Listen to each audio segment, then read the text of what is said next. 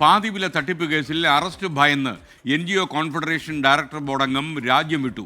Saigramam executive director KN ആനന്ദകുമാറിനെതിരെ കേസെടുത്തതിന് പിന്നാലെയാണ് ഈ director board അംഗം രാജ്യം വിട്ടതെന്നാണ് ഞങ്ങളുടെ ബ്യൂറോ മനസ്സിലാക്കുന്നത്.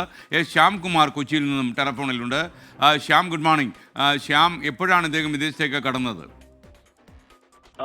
KN സായിഗ്രാമിന്റെ ഡയറക്ടർക്കെതിരായിട്ട് കേസെടുത്തതിന് പിന്നാലെയാണ് ഈ ഡയറക്ടർ ബോർഡ് അംഗം NGO കോൺഫെഡറേഷന്റെ ഡയറക്ടർ ബോർഡ് അംഗങ്ങളിൽ ഒരാൾ രാജ്യം വിട്ടത് എന്നുള്ളതാണ് പോലീസിന് ലഭിച്ചിരിക്കുന്ന വിവരം.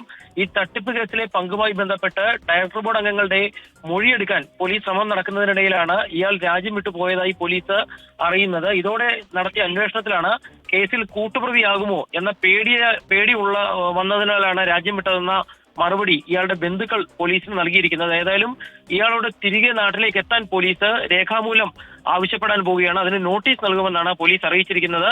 കേസിൽ പ്രതിയാകുമെന്ന് പേടിച്ച ഡയറക്ടർ ബോർഡ് അംഗങ്ങളിൽ പലരും മുൻകൂർ ജാമ്യാപേക്ഷയുമായി കോടതിയെ സമീപിക്കാനും തയ്യാറെടുക്കുകയാണ്.